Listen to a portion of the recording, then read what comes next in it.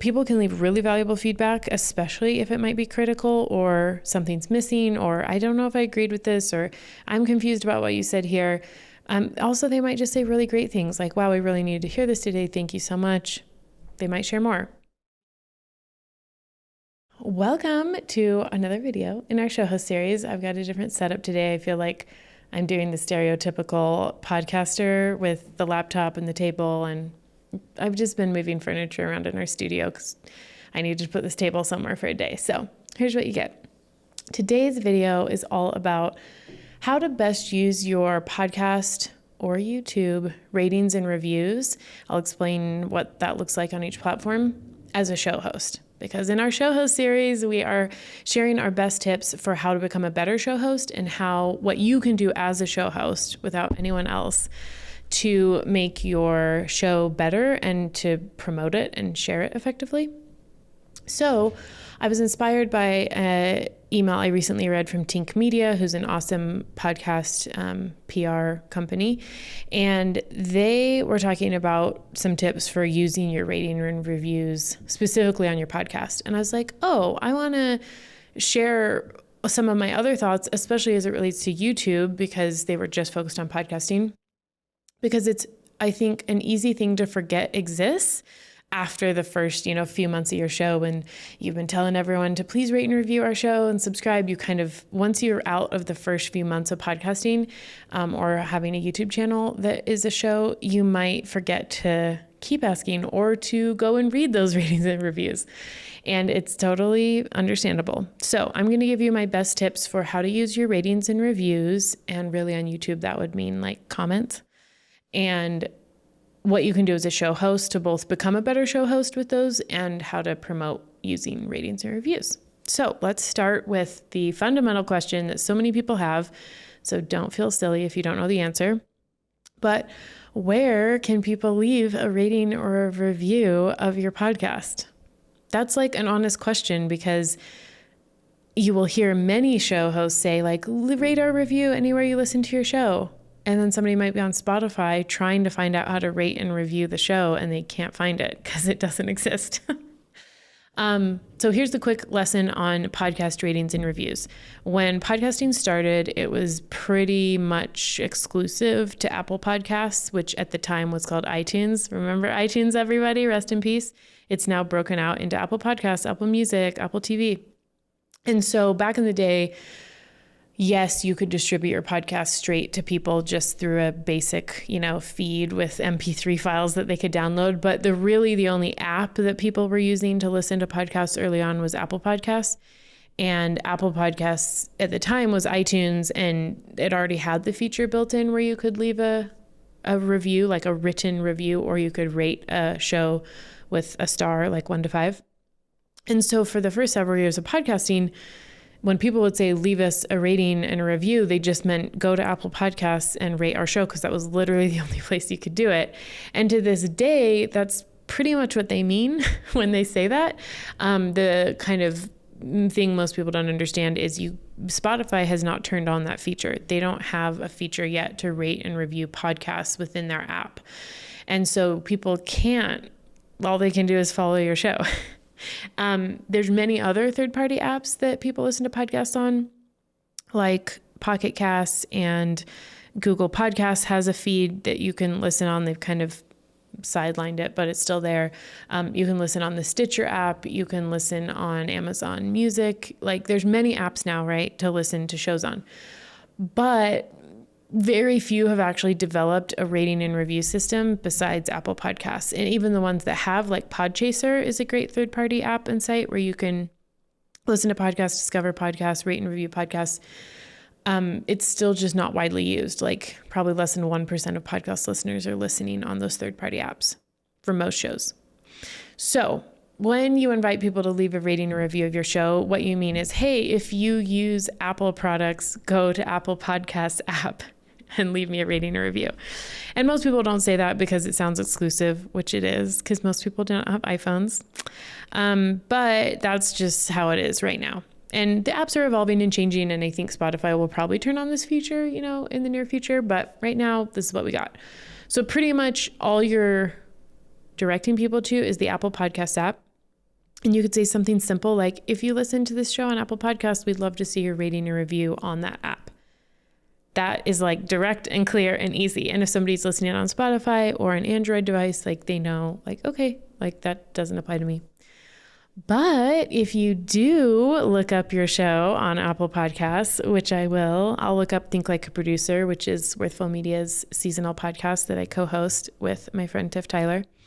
We are 3 years in. We started this in 2020.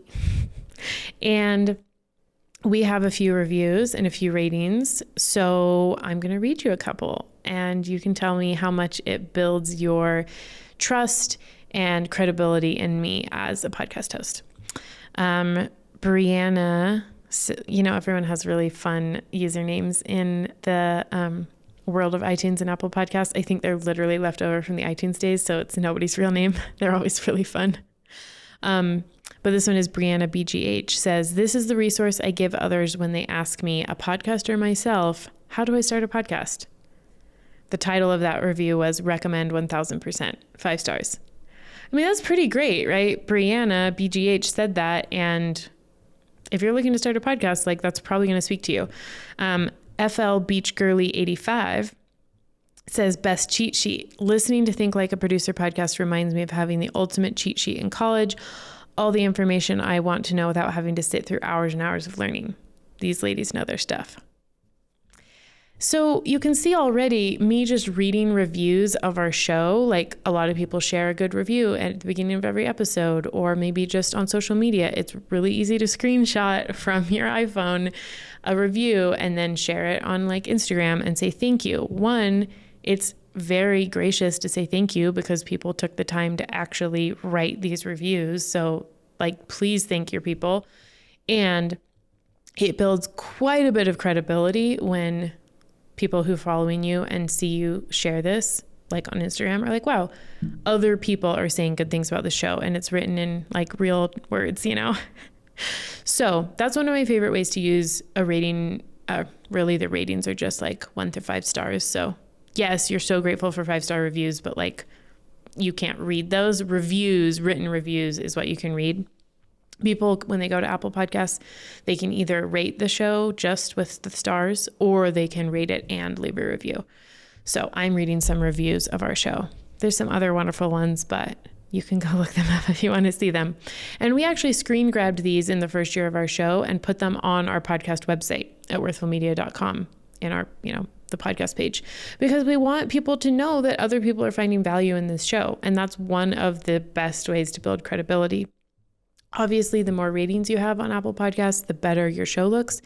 If people come check out your show over there and see that you have hundreds of 5-star ratings, like that says something, right? Or thousands.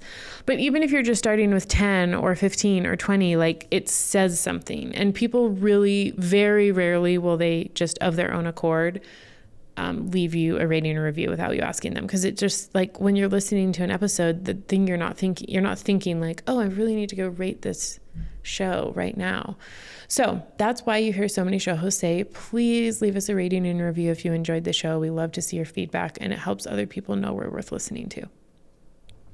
You really can't say that enough. You could say that on every episode forever and it would not be too much. Because you never know when somebody's listening for the first time and they need that little prompt. Or maybe they're listening for the 10th time and they finally decided you're okay. Like you're legit. I can leave them a review. Like I've vetted them. Okay.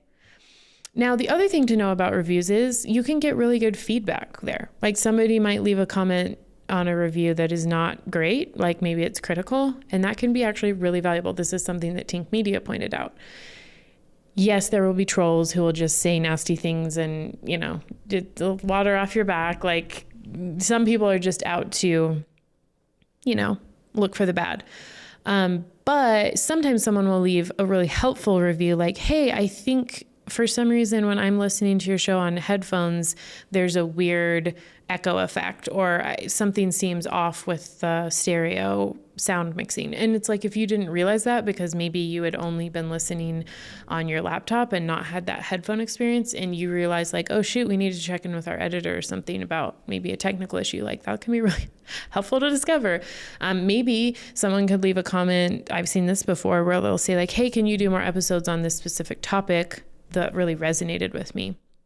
Really, Apple Podcast reviews are kind of one of the only third-party channels that people can actually give you feedback on your show that isn't on a channel owned by you. So if they don't follow you on Instagram, they're not on your email list, Apple Podcasts might be the only place they feel like they can send you a note if they want more of something or less of something or something different.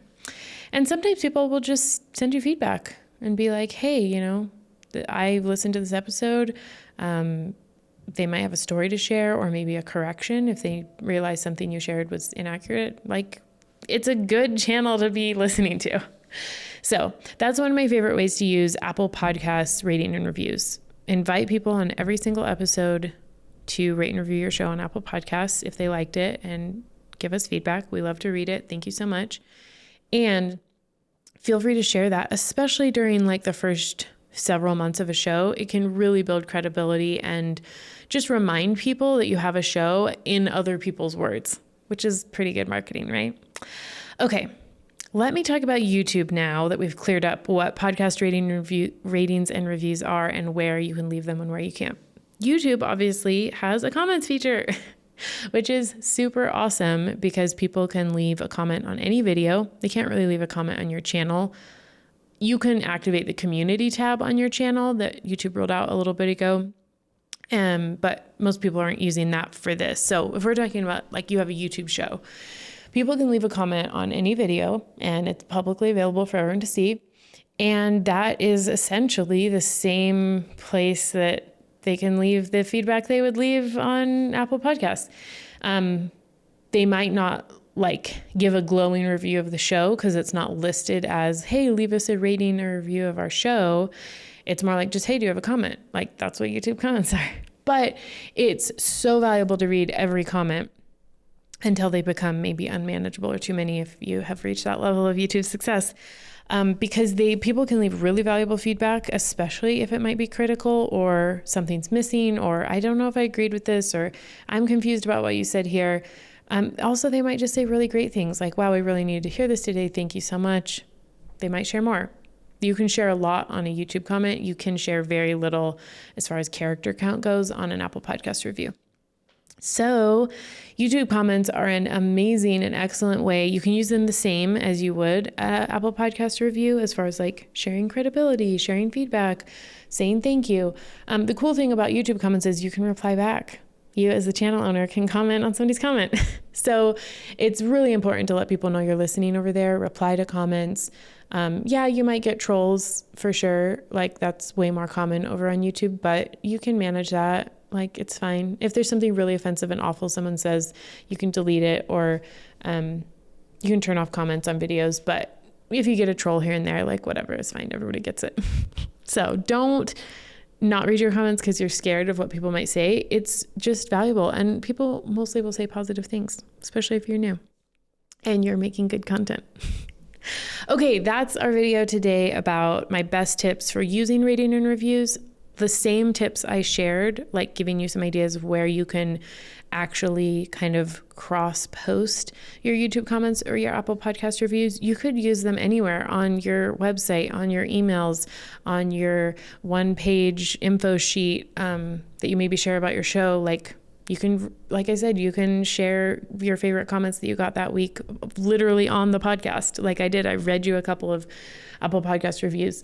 Those are all great ways that are free and easy and don't take much time to take in the feedback and like take the good stuff and share it with people so they know your show is worth listening to or worth watching and that you're listening.